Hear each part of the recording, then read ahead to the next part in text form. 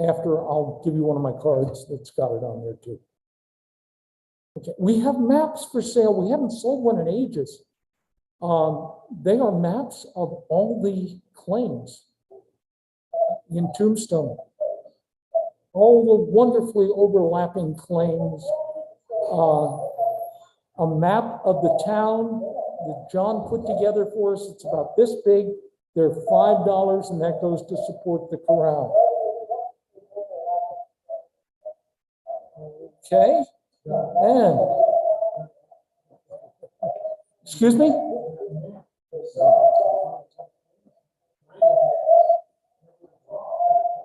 Not just Tombstone, but most artistic brand that like these artists, I was thinking. Yes, I could speak to it.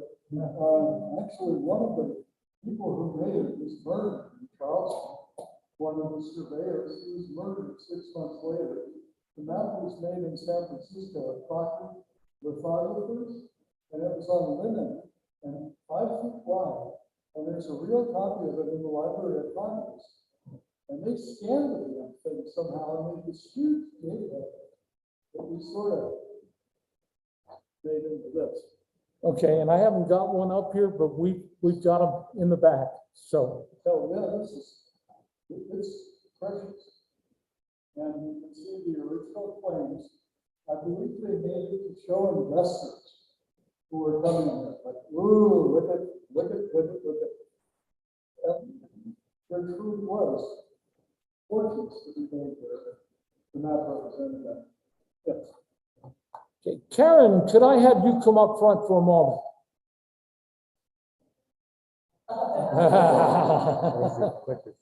Okay, thanks.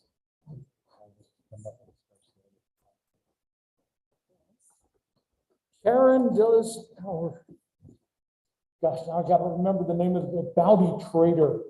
She's the one who sells our tickets and makes sure that we have prizes. And we got her a gift card as a way of saying thank you.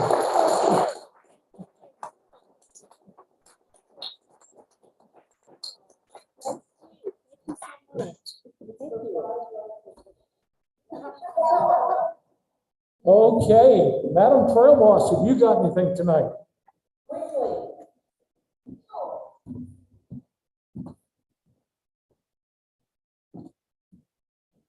We had a very successful trail ride to the Ameren Museum and the Fulton House.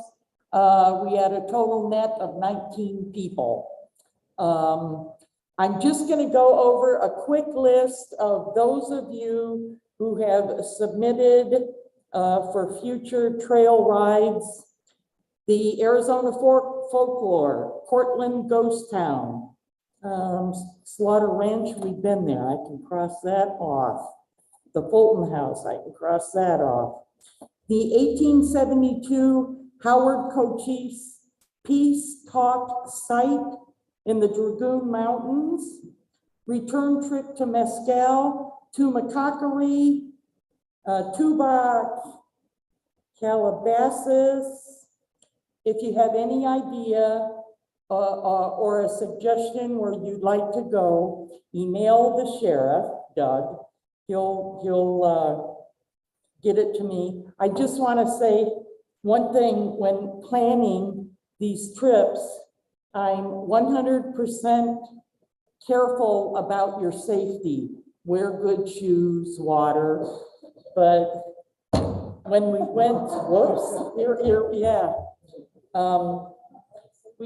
after the Ameren, we took a little side trip and we went to Dragoon, and Doug and Carol wanted to look for the source of Dragoon Springs, the spring. And we're sitting in the car waiting because we didn't feel like hiking. And we're waiting and waiting. And it's like, what the hell is going on? Where are they? We're starting to get worried. And then they finally make it back, and Doug informs us that he had a bout with a rattlesnake. So what I wanted to say about safety, the monsoon season, the thick brush, there's a lot of snakes out there. So we want to be careful about that. But please, please, if you have any suggestions, let us know. Thank you. Something I forgot, and I do need to mention, is that summertime is when we start thinking about officers for next year. And we have a trail boss that puts together our trail rides. We're looking for a roundup foreman who recruits speakers for us. Now, every year we're getting about 6 speakers out of our own corral. So that helps. And plus we help out with this because I know people all over the place that are good speakers. So it's not that hard. There are other positions to fill. If you're interested, please let us know. And did I forget anything else? Not. Okay. Adam Roundup for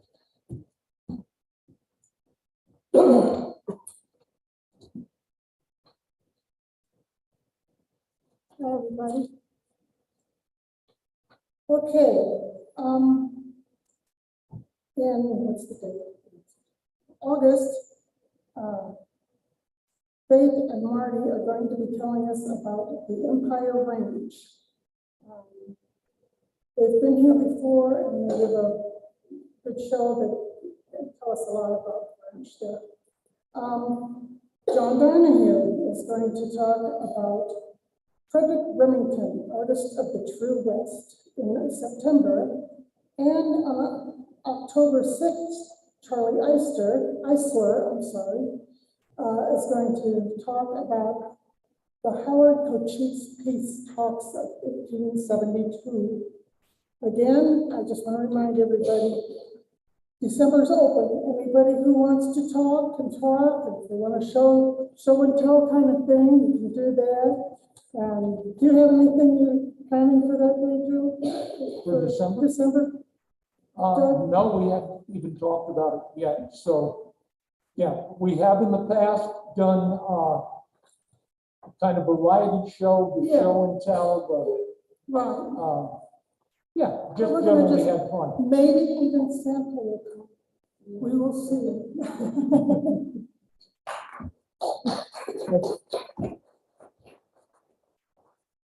Okay, so Lager first. I'd say the most exciting thing that we have going is going to be this weekend in Sierra Vista at the mall.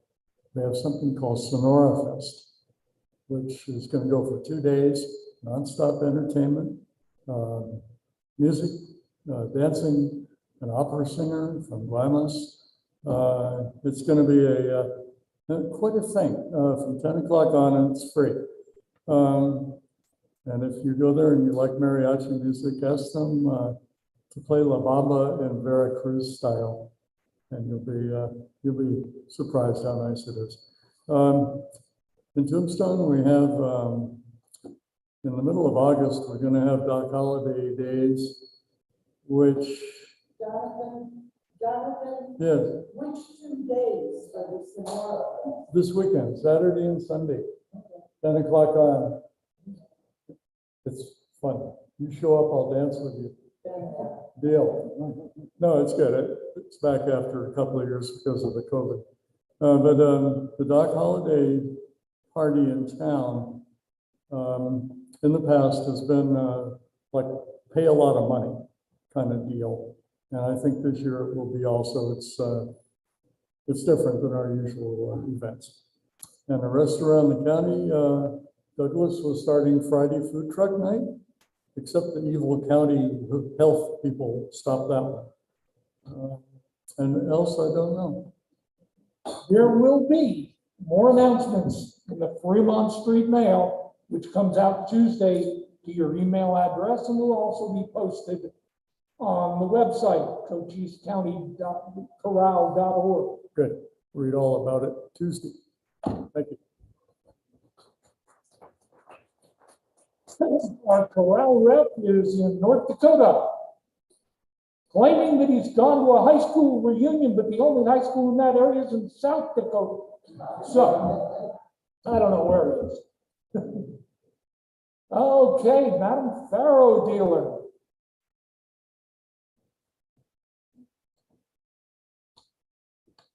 This is again from Rosanna Baker, who cannot basically come anymore because her husband Gene is having, well, he's 92 years old.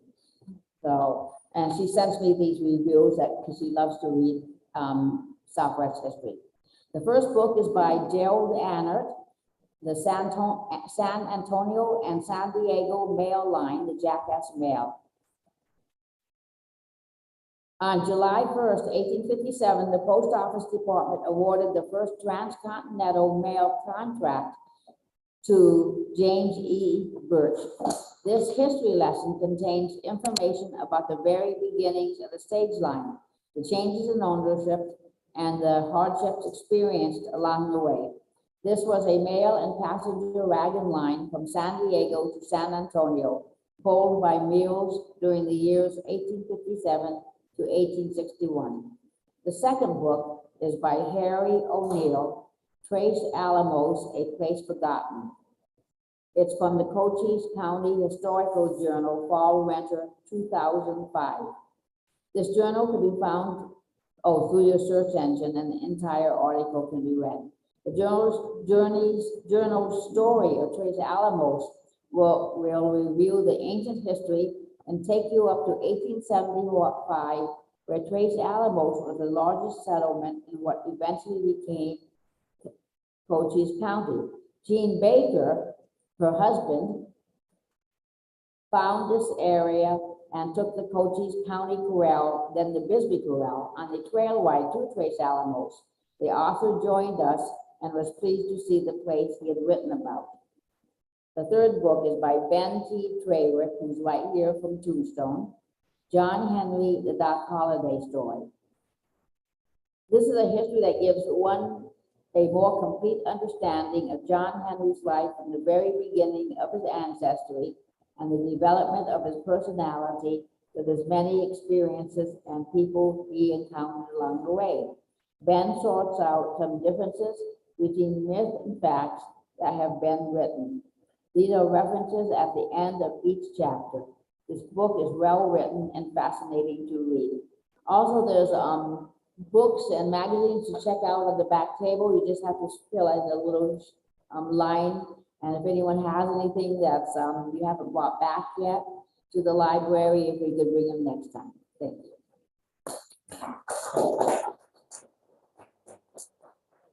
One more thing. By the way, Matt Greenray is the one who's putting out the library every day, every month, and we really do appreciate his help. Thank you, Matt. Has anybody got a cowboy poetry tonight? Okay.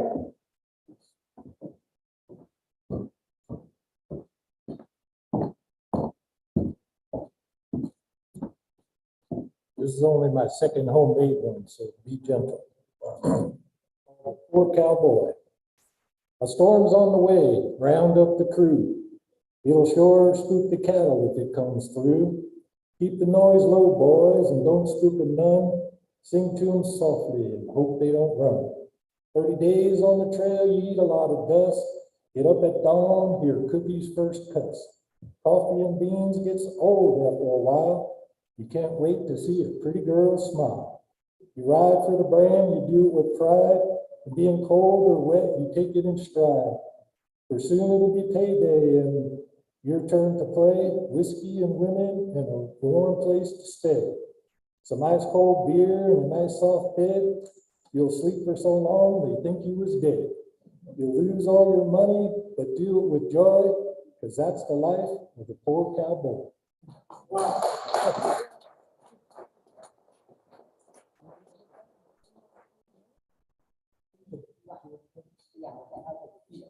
Okay. That says, I know, Karen told me she's got a 1-minute history, so.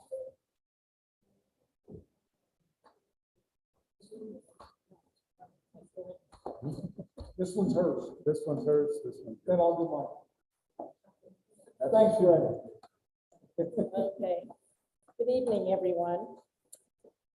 This is a 1-minute history. I'm going to read it really fast. Okay. The history of the word maverick means unclaimed or unbranded animals over a year old. They were said to have caused more killings in the West than any other thing. There was many a feud over claiming unbranded cattle. All brands must be registered. Even the government-owned livestock is branded with a well-known U.S. brand. The practice of branding is known to have been used at least 2,000 years before Christ. Tombs in Egypt showed ancient brands and illustrated the actual branding process. There is biblical evidence that Jacob, the great herdsman, branded his stock. Romans, Greeks, and Chinese also practiced branding at ancient times. The first branding cattle in America was done by Hernando Cortez, who, after he conquered Mexico, settled down and became a rancher. The purpose of a brand is not only to mark an animal, but to mark him so the brand cannot be changed by rustlers. A few ranches use a brand on an animal on his flank and also on his earmark for identification. This was necessary, particularly if it was a large herd. The ears could be seen easily, whereas the flanks could not be because they were obscured by the big, closely packed cattle. Many cowboys took great pride in being able to read brands. Occasionally, a brand would be seen that could be read both ways, and this would cause a lot of confusion and arguments. Cattle are normally branded when they are calves. They will struggle and bawl when they are held to the hot branding iron as it is applied, but a few minutes later, they will be seen peacefully feeding with their mothers. The state of Arizona requires persons that own range livestock to adopt and record a brand with the Arizona Department of Agriculture and brand their livestock. The brands must be of 2 or more characters and easily identifiable. The location of the brand must be also recorded. Recorded brands and property can be leased, sold, or transferred. And I have some handouts if you're interested on how to read brands. I've got copies. And then I also have, it's kind of cool, I've got things that you don't know about Arizona. These are fun facts. And I'll give these to Doug. He can put them in the newsletter. But here's just one of them. All New England plus the state of Pennsylvania would fit inside of Arizona. There's a lot of really good facts. So I have copies of this and then copies of the brand thing. So thank you very much.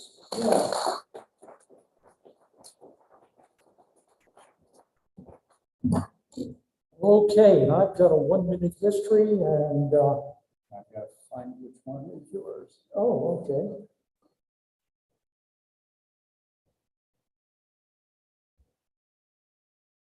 I'll give you the start into this. Which one is yours? Which one is Which one is tonight's? You want to look for the folder called Talks. And then, why is it so far? Okay, so you've already heard of it. Why is it so far it isn't here? I just saw it. Why is the overlap? Yeah. Okay. Let's see what happens. Okay, so you've already heard that we went out to Dragoon Springs to the Overland Mail Station. And that I almost stepped on a rattlesnake. Apologized and took his picture. Meanwhile, I left Dusty Trails, Deborah, Derek and Sonny in the back seat of my truck. And I hadn't thought about it, but I parked on a slight incline. And when I came back, there was an empty seat in the back and 3 people. Yeah, anyway, they got to know each other very well. In any event, one of them, and I wouldn't tell you who, he was probably joking, said, why did they put the Overland mail station so far from town? Why do you suppose that is? Well, it was all about the mail. And it was all about the shortest route going between water and where the line could run. And boy, go back, because I feel like I missed a slide here. Come on. Oh, it's not going to cooperate. The stations were strung out across New Mexico and Arizona. There was 10 stone stations. Let's see if I've got a stone station. That one's the one at Steens Peak, Doubtful Canyon. The stone stations had walls 10 feet high. Inside, that's what this one looked like originally. And you had a room for the crew, which was usually a station keeper, an ostler who took care of the mules, and a relief driver every 100 miles. He would be dropped off and would drive back to his home station. So you got 3 guys living there, and they're spread out 15 to 25 miles. They are probably at least 100 miles from the nearest military post. And they're the only ones there. The only towns between Mesilla on the Rio Grande and Fort Yuma in California were Pinos Altos, which is 6 miles north of where Silver City is today, Tubac, and Tucson, and a handful of people strung out near Fort Buchanan on Sonoyta Creek. That's it. Apart from that, the only folks in Arizona are the station keepers. Why are they so far from town? There isn't a town to be close to. There's a station in Mesilla, and there's one in Tucson, and there's one at Fort Yuma. But where else? That's the only towns. So, wow, there's Apache Pass already, another stone station. And this thing is, won't go backwards, okay? I did. See? Nothing happens. There's what the Apache Pass station, another.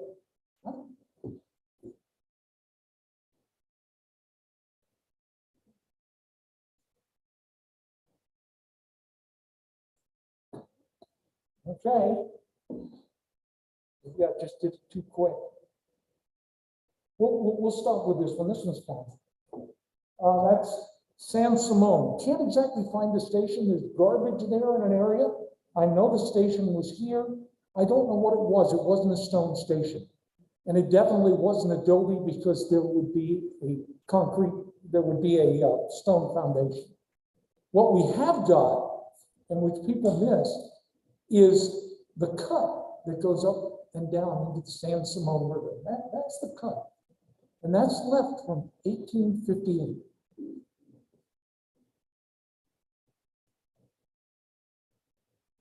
Okay, and then Apache Pass, another stone station. Why a stone station? They brought the mules in at night with 10-foot high walls, so the Apaches wouldn't borrow them, especially since the Apaches, particularly their favorite mule was mule, if you can imagine. The buoy station, where did all those stones go? We think Tevis took them all to make his sutler's store in the 1880s. And that's what the station looked like originally, like at the time that Lieutenant Bascom was there confronting Cochise. And they had 66 soldiers and something like 15 civilians and 66 mules inside that station. It must have been interesting. Yule Springs, that's all that's left. There's some garbage on the ground. That is all you can see of what was once their cistern. There's no water at Yule Springs. They had to bring it from 5 miles away at what is now Dos Cabezas.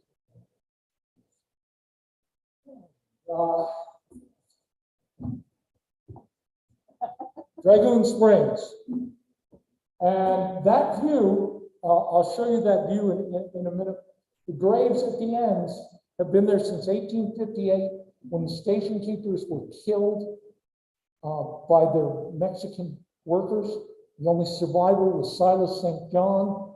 There were 3 of them killed. 2 of them are in the furthest grave from the camera, and the other one's in the other grave. And somebody asked me, why 2 in one grave and only 1 in the other? He wasn't dead yet. When help arrived, 2 of them were already dead. He survived until the next day. So he got his own grave, and Silas's arm is somewhere in the middle. Okay. There are no Confederates buried here. They're Overland Mail employees from 1858. There was a Confederate, Sergeant Ford, who was killed in 1862, and there's a headstone there, but he's not there anymore. In 1967, the grave was desecrated and his bones taken away. Well, this thing just doesn't like me. Anyway, San Pedro Crossing, there was a bend in the river. It's about a mile east of Benson. The bend in the river during a big flood ate the station. You can still find the cut where the trail went across, but nothing else left. Seneca Station, Butterfield was from upstate New York. And so he named his stations for things in upstate New York, like the Seneca Indians. Okay, the place is actually Cienega, and we like to call it 3 Bridges. In any event, that's about all that's left. The train went right through the station. Yeah. And then Tucson, the station was downtown. It's near where the Presidio is if you visit the Presidio. But otherwise, development down there is still. So anyway, that's the stations, and I hope I didn't take much more than a minute. Were you timing? I took 2 minutes.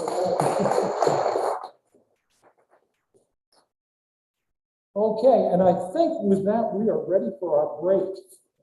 Unless anybody has anything for the good of the order, get your tickets from Karen during the break. There's snacks out there, and we'll get back in here at the sound of the cowbell in about 5 minutes or so.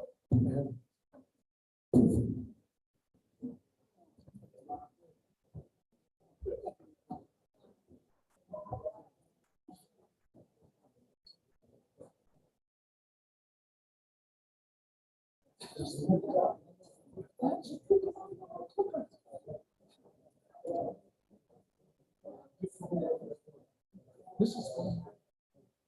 He jumped for the other one. So I don't know what I'm doing wrong here. Maybe I'm not holding it right. Or maybe you're holding it too long. Because I sit and ran this thing left and right over the place.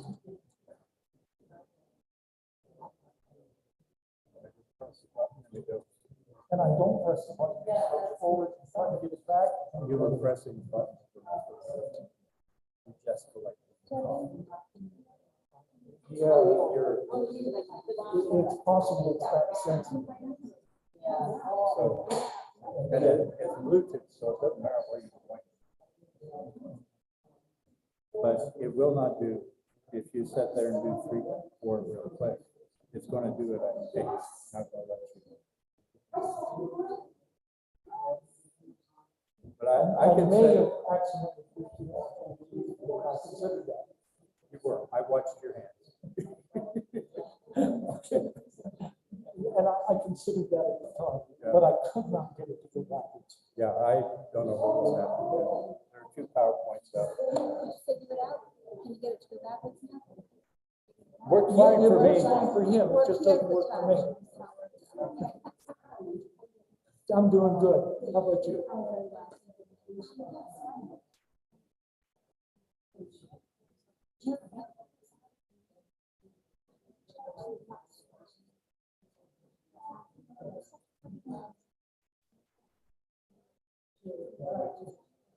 Yeah.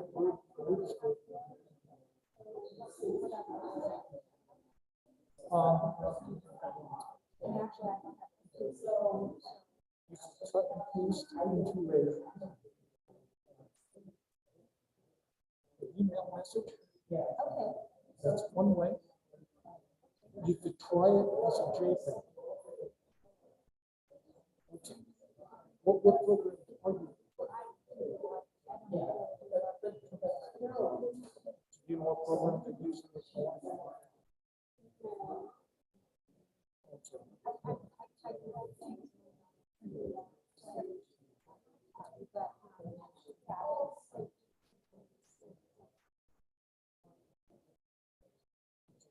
You know what?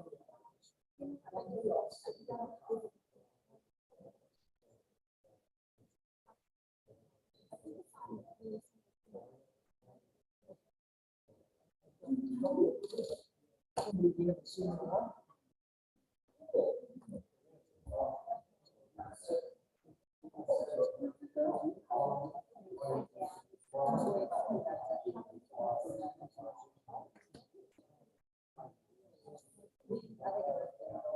Yeah, I've got 4 of them, so it doesn't matter.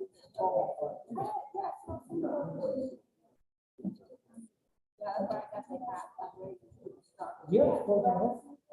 No, he was right there. And he rattled it. Fortunately, it's not there. Yeah.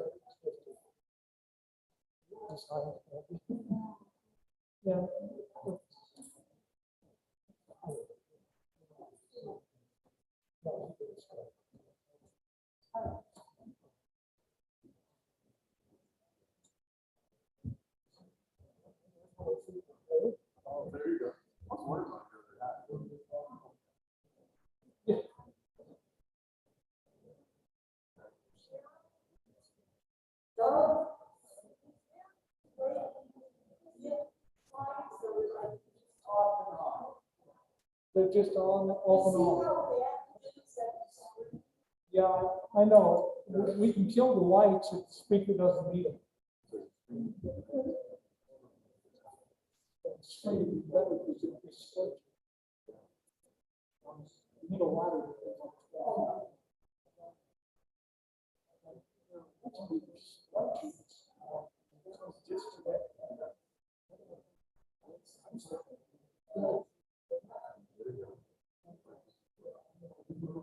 Yeah.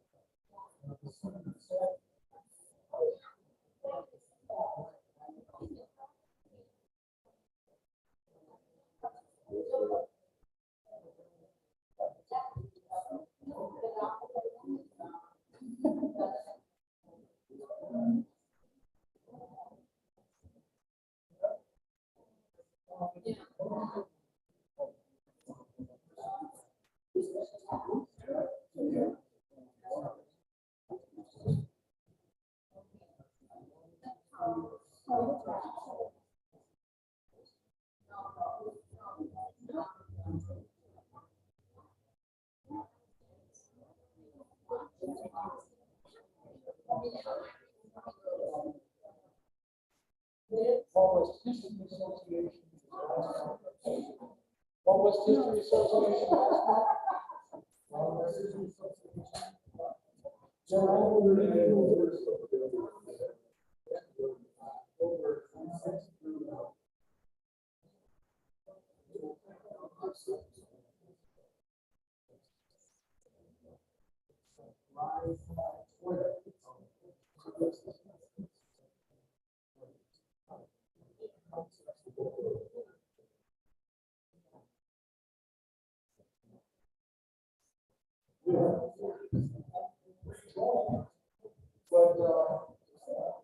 so it depends on what.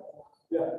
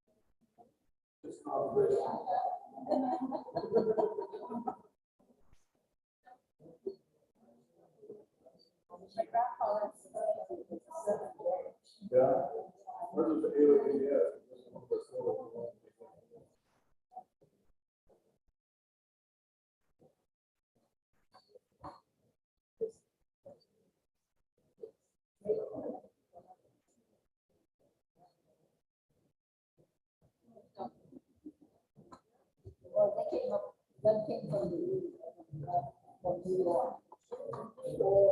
Yeah, it was New York. It was cold.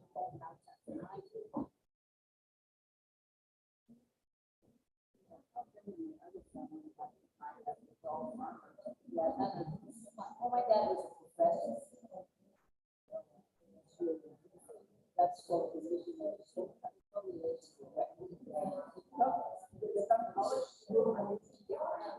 Oh, Texas, yeah. It's okay. Just checking. It's all done.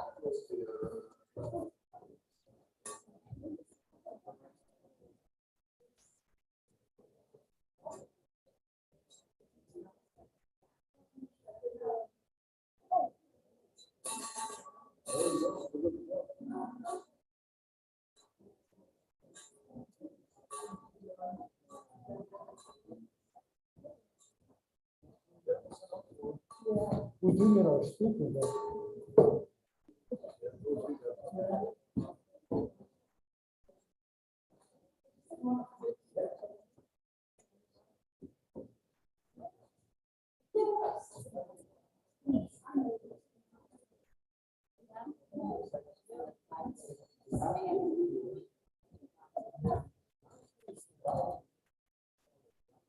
Welcome back.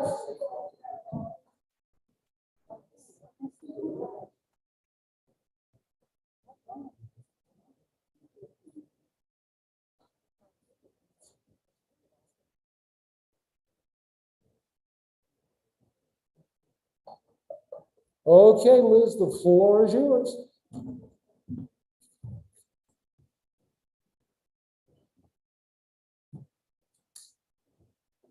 Before I introduce our speaker tonight, I just wanted to add one thing. I am trying to get the first 3 months of 2023 set with speakers. So whoever takes over for me will have 3 months already filled up. Now, for our speaker tonight, Bill Cavalier is going to tell us about the early settlers, a colorful past. Bill is an independent researcher who retired after 28 years in law enforcement, during which time he was the sheriff of Hidalgo County, New Mexico. Prior to this, he was employed with the U.S. Forest Service in the Chiricahua Mountains of Arizona. He is currently president of the Cochise County Historical Society and sits on the board of the Arizona Historical Society Southern Chapter. He and his wife Jill live on a ranch near Portal, Arizona, where he has written numerous articles and published historical journals. He was a contributing author for the book Cave Creek Canyon, Revealing the Hearts of Arizona's Chiricahua Mountains, and he wrote this book, The Chiricahua Apaches, a concise history. Bill?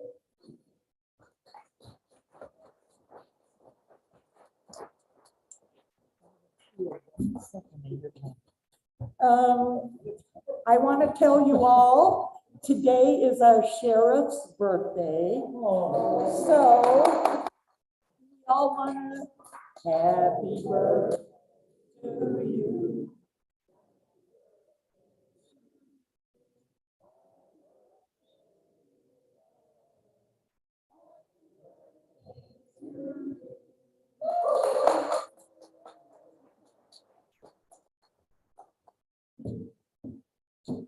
How do you follow that? Happy birthday, Doug. So here's your clicker, that's forward, and that's backward. Okay. By the way, you look great for 29. Somebody or something did not want me to present this today. After I told Doug, he asked me which subject I wanted to do. I had this on my laptop, this PowerPoint, and about a week ago, I pulled it out and I ran through it. Everything went fine. Yesterday, I pulled it out and it would not open. So Craig McCune came over and he tried, and we both were frustrated and could not get this PowerPoint to open. And a box popped up and it was pressing my name and address and blood type, I don't know, all this information and everything. And so, long story short, Craig got it going again. So it's only on my laptop. So Craig said, you really need to get this like on a thumb drive too, or a CD. So we tried and we couldn't get it on a thumb drive. We couldn't get it on a thumb drive. So it's only on this PowerPoint. And fortunately, it made it here today. Then I'm scheduled to speak. I come down with laryngitis. Okay, I don't usually sound this way. So I'm going to give it a shot anyway, and then they're having fun with this. Remote is not working, or we go back or something like that. So I'm James. Can you all hear me?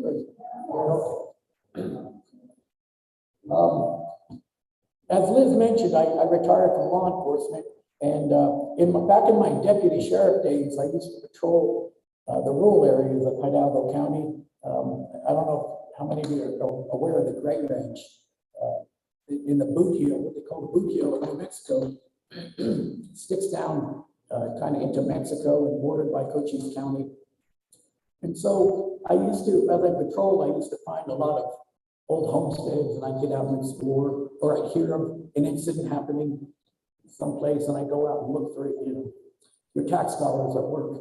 Anyway, so I started researching them and putting them together as a PowerPoint. Most of these are in Hidalgo County, New Mexico. I think there's one or two in Arizona. So. That's another thing too. Originally, when I would click, it would go right to the next slide right away. Now it's fading and then fading back. So it's going to be a little bit slower. Frank Cady. Frank Cady lived at the very, very southern end of the Gray Ranch near the Mexican border, just not too many steps right in from the line. And the place where he was living is now called the Culberson Camp, Gray Ranch. And he was by himself. He was a Diamond A cowboy. And this was in 1889, is that what it says? Yeah. So it was 3 years after the Apaches surrendered. The Comanche surrendered in 1886. So he was attacked by Apaches. Now, if the Apaches had surrendered and were sent away as POWs 3 years before, how could Apaches have killed them? Well, these were the Bronco Apaches. There was a small group that did not turn themselves in, and some of them had, on the way to Fort Bowie after the surrender, escaped. Most of you know the story. And they kind of regrouped, and they called them the Bronco Apaches. The last attack in the United States by Bronco Apaches was in 1924. And the last one in Mexico was in 1937. Now, Frank Cady was at his cabin, and this is what's left of it, an adobe cabin there on the Gray Ranch. And he had a wood burning stove, and he had it really cooking pretty hot. He was getting ready to cook a meal. And the Apaches came, another shot of his homestead, and they attacked him. And they shot him through the legs, so which incapacitated him. I still don't know to this day, but they picked him up and stripped him and laid him on that hot stove. I don't know to this day if they killed him first or if he was alive and actually cooked him on the stove. But this is a friend of mine, Bernd Kuhn, the Swedish Apache researcher, and he found a piece of probably that exact stove that Frank Cady was cooking on. Frank Evans, this is a real interesting story. Right at the Mexican border. Now, if you can envision the map of New Mexico and that boot heel, there's that part of New Mexico where the Mexican border runs north and south. It's the only place on the border where it runs north and south. That's part of Hidalgo County in Mexico. This is right on that north-south border, a very, very remote area. And there's a grave. Just, I would say, if you put your back on the Mexican border fence and took one step in, the gravestone is right there. And it's probably the most amazing gravestone I've ever seen. It's made by a poured slab of cement. And it says, Frank Evans died June 12, 1886, killed here May 1907 by a crazy cook. Murdered in cold blood with an axe. And then it says, marked by Diffie. Okay, Diffie signed it, marked by Diffie. Now, who is Diffie? This was on the old Eberhard Ranch, and Malin Eberhard was the rancher who had been there for years and years. I forget the name of his son, but I talked to his son. I said, who is Diffie? And he said, I have no idea. Well, after years of asking, and I asked some of the old cowboys, and none of them knew who Diffie was. I pronounce it Deffy because it was D-E-A-F-Y, but they all call him, oh, Diffie, yeah, Diffie. I borrowed a book from a friend of mine, Kenny Mitchell. It was called Heartbeats of Colonia Diaz. Colonia Diaz was a Mormon colony just south of the border. And during the Mexican Revolution, the Mormons, the Mexican Villistas ran everybody, all the Mormons out, and they fled for their lives and crossed into the United States in the boot heel of New Mexico. So one of them she got old, she was a child, she wrote a book all about that experience. And so this was a book, Heartbeats of Colombia Diaz. And I'm reading the book that my friend Ken Richards loaned me, and it talks about all the different people that there. And she talks about a man named Ezra Snow. And it had a photograph of Ezra Snow. And it said he was a great man and blah, blah, blah. And among the things he did was he poured a cement grave for Evans, the cook who was killed by, the man who was killed by the crazy cook with an axe. So I found out and found a photograph of DP. His name was Ezra Snow. By the way, what did this, what set off this cook? Did DP complain? Evans complained about the biscuits or something like that. You had to like the food that this guy served no matter what it was. Sure. Yes, it's just southeast of Cochise. Southeast of Cochise, exactly, yeah, on the Hatchet Ranch. That was owned by the Everharts. Bill and Alice Parker, this is a real sad story. They were only married about 1 month, and he had a little ranch in a canyon in the Animas Mountains, and today it's called Parker Canyon. See that taller peak to the center, it's to the right of that, that's Parker Canyon.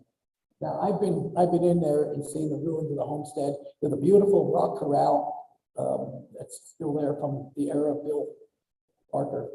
But anyway, they were only married about a month, and Bill Parker had a Mexican working for him by the name of Andreas Valenzuela.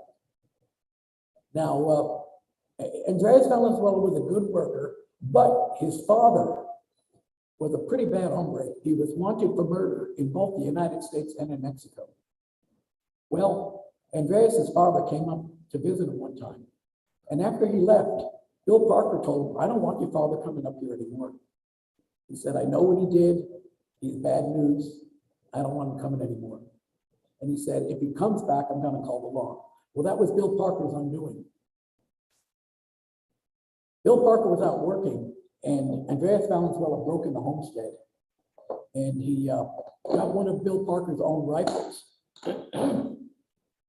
And when Bill Parker was crossing the area in front of the house, you could see it there where the homestead is now, Andreas Valenzuela shot and killed him. And when they found Bill Parker, his wife Alice was shot, and she was slumped over his body. It was very apparent. She saw it happen, and she ran over to check on her husband. And while she was stooping over her husband, Andreas shot her. She fell on top of him. They had a huge manhunt for Andreas Valenzuela because he went down to Mexico. Mexican border was real close by. There was another Mexican working on the local ranches who was just the opposite of Andreas Valenzuela. He was a real nice guy, a hard worker and an honest man. So the Parker family formulated this plan. They asked this Mexican guy to go down to Mexico, take us however long as you want, and put the feelers out and try to find out Andreas Valenzuela. Andreas's weakness was fine horses. He loved really beautiful blooded horses.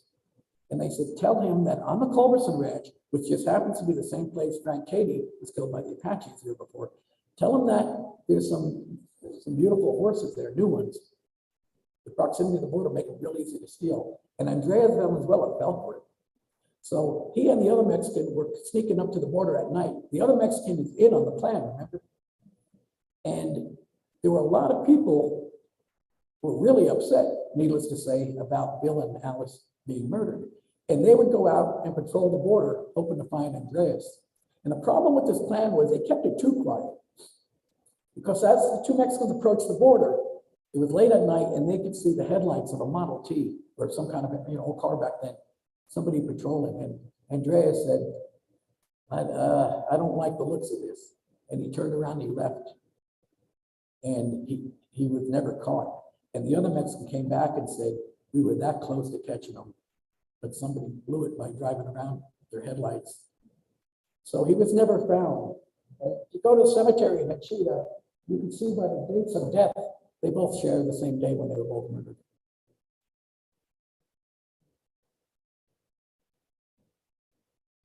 Andrew Peterson, This is also in that boot heel in New Mexico. He was with two other cowboys. One was a Jensen. Forget his first name. I can't think of the second guy. There were three cowboys working together, and Mexicans killed them. Now, this was in 1917, so there was a lot of talk that it was probably revolutionaries. But as it turned out, it was just bandits across the line. We saw three cowboys, shot them in an ambush, and robbed them. Now, they buried them there, and the tombstones were poured concrete, just poured cement with their names scratched in them. And I remember those old tombstones from years ago. The last time I went by there, the Peterson family, who are descendants of Andrew, bought that ranch, and they took the little tombstones and rolled them down into an arroyo, and they had three beautiful new tombstones made for the graves. But these are photographs of the actual funeral. And you could see the three caskets there. You could see the groups of all the people gathered around, very solemn occasion. This is particularly sad. You see Andrew Peterson's mother in the middle weeping over the casket. And she's flanked on either side by, I'm not sure who the relation to them, but they're helping her. Now, again, it was during the Revolution. So during the funeral, they had armed guards. They weren't taking any chances. And, if anybody walked over the line, they better be prepared to turn around and run. Now, there were not only armed guards standing around, but they had mounted guards as well. Look at these guys. All of them are armed. And they wanted to make sure that there was no problems during the funeral. And there's a photograph that's really, really sad of Andrew Peterson's dog that would not leave the grave.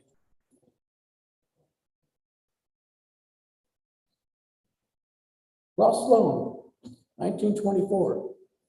Remember I mentioned the last raid by the Bronco Apaches was in 1924. Okay, this happened in Arizona, in the very west mouth of Skeleton Canyon. Ross Sloan was home. He was actually sick that day by himself, and the Bronco Apaches came quietly into his corral and stole his horses. They took them eastbound through Skeleton Canyon, crossed the state line into Mexico, on what is now the Gray Ranch. Ross Sloan contacted the sheriff. But there's Ross Sloan on the right, and his wife Zola on the left, and that's little Ralph Sloan in the middle. And Ralph Sloan just passed away about 10 years ago. He was in his 90s, or something like 96 or 97.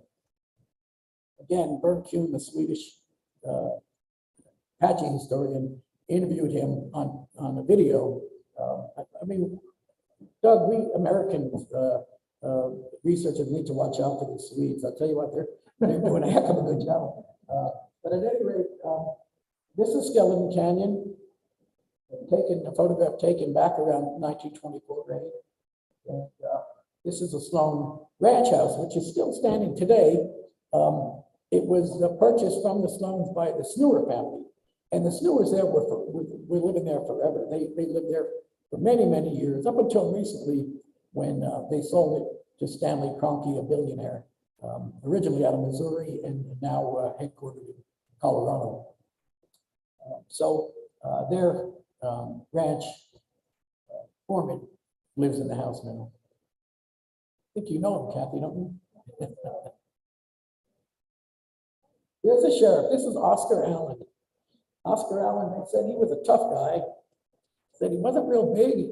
He carried a long, long pistol. Reminds me of another sheriff out there. But anyway, he got a hold of the posse. He got a posse together, and they started after the Bronco Apaches, following the trail of the stolen horses.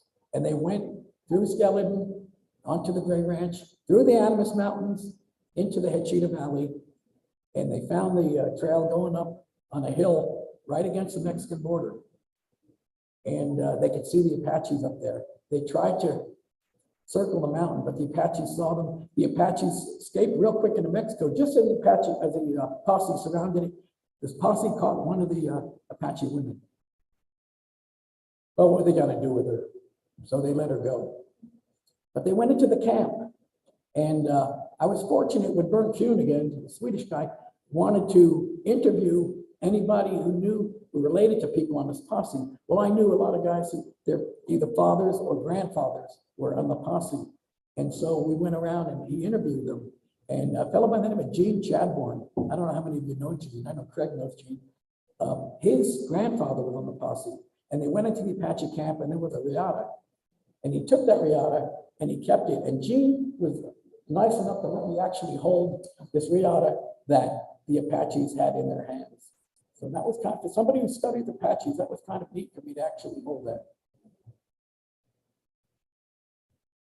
Here's Ross Sloan and Zola, and that's the monument in Skeleton Canyon where Geronimo surrendered. Or if you're a serious historian, the night he surrendered. That's another story.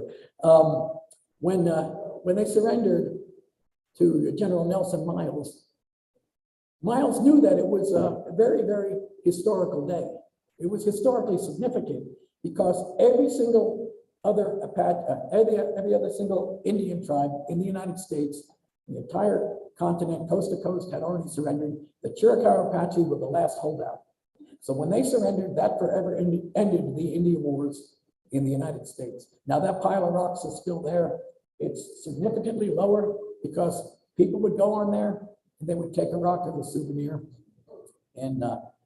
But you know, you could get the idea. Could I have a photograph of it? No. But I used to give tours the first Saturday of each month. The Snur family allowed me to go in there. And I'd take people into that pile of rocks. And but this new purchase now, they closed it off and nobody's allowed to go in there at all. T.R. Blunt, you know, I don't know anything about T.R. Blunt. All I could do is kind of assume, you know, I have this theory about what happened. This was in the 1970s. So this isn't really history. I mean, they say yesterday was history, but not what I consider history. 50 years. 50 years. There you go. So this is what I figured. Now, envision this. Mr. Blunt's driving down Highway 9 between Animas and Hachita. I don't know if he's going eastbound or, you know, towards Animas or westbound towards Hachita. And he has Mrs. Blunt with her. And Mrs. Blunt's 8 months pregnant. And she turns to her husband, she says, hey, Mr. Blunt, I think I'm starting to go into labor. And he says, well, you're not 9 months pregnant yet, Mrs. Blunt. And she says, well, I know what I'm feeling. And he says, but you can't be. You're only, you know, 8 months pregnant. Or maybe they were 9 months, she was 9 months pregnant and they were pushing it. And they weren't near any hospital. So she says, you know, I know what's going on. You better pull over. So he pulls the car over and she lays in the back seat and into the world came little T.R. Blunt. Now, I don't know if T.R. Blunt is Thomas Robert Blunt or Teresa Rose Blunt. I tend to think it's a male. I did a lot of research online for anybody named T.R. Blunt, born on April 30th, 1976. I found a T.R. Blunt with that date of birth in Phoenix. So I wrote to T.R. Blunt and I got a letter sent back saying no such address. So I'm back to square one with T.R. Blunt.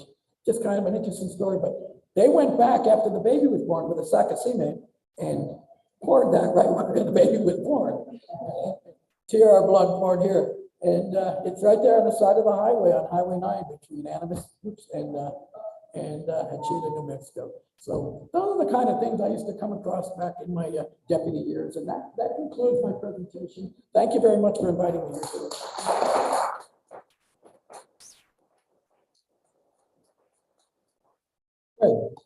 Bill, the founder of the Gray Ranch, does he have any connections to Tombstone?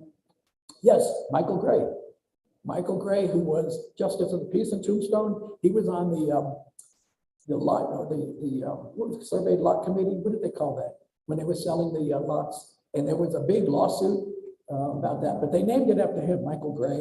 Michael Gray, in turn, no, Curly Bill was the original one who filed on it. He sold it to Michael Gray. Michael Gray's son, Dixie Lee Gray, was shot and murdered by Mexican bandits along with a group of others. They were moving cattle through Guadalupe Canyon. So Michael Gray was so grief-stricken, he sold it to Hearst, to George Hearst, the newspaper millionaire from California. And Michael Gray bought Camp Rucker and ranched in Camp Rucker, and it's changed hands several times since then. Yes, sir. Your wife's father and grandfather, going back to the Rams, the bar corps, it was them in it before Arizona was a state. How long back was that? Was it registered? The 4-bar brand?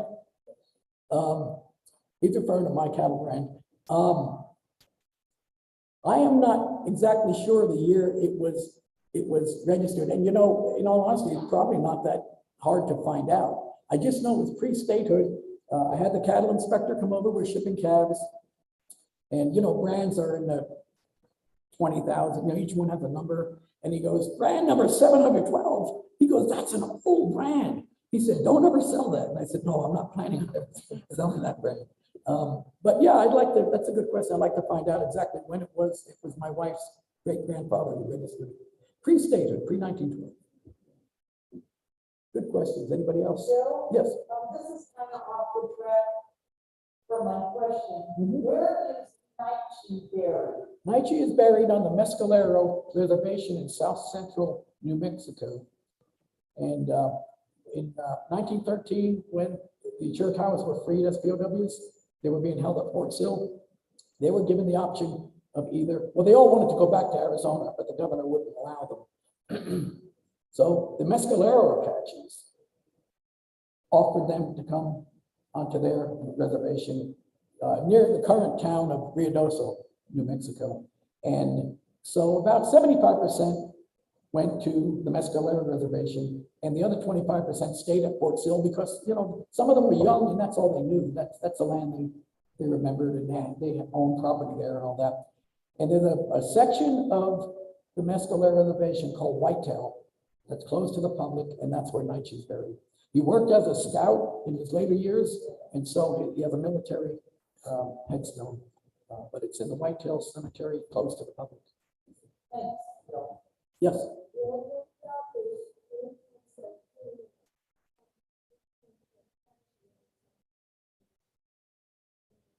To the town of Apache?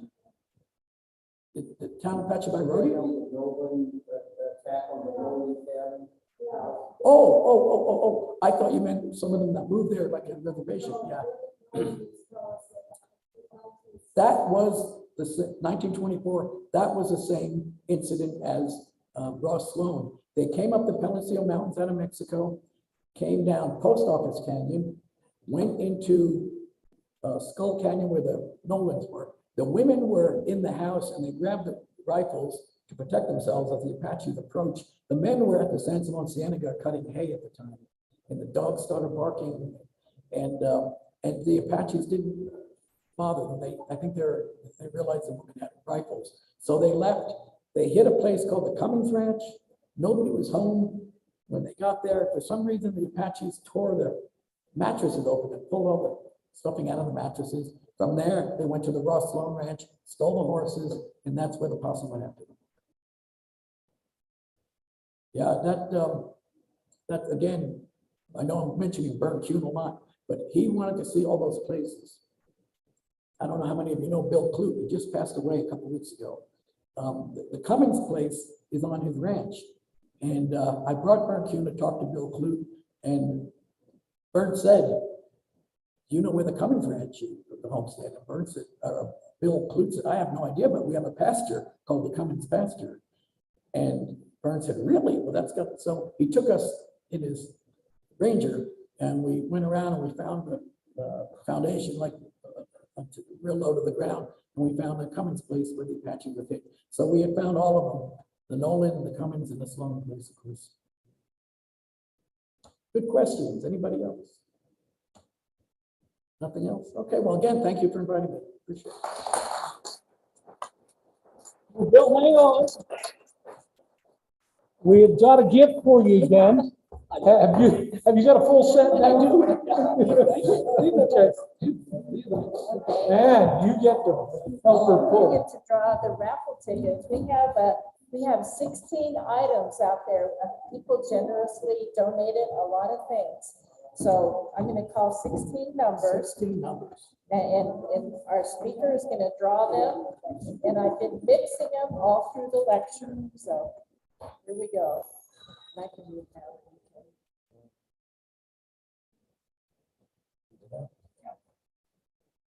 Do the last. The last four digits, 0, 8, 8, 8. Woo! Oh, okay. All right.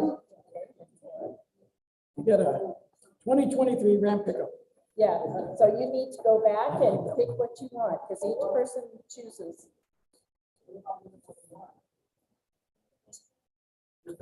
Okay. The last four digits, 0871. Oh, joy, joy, joy, joy. 16. Yeah, I'm marking. 0847. Oh, Linda. Oh, cool.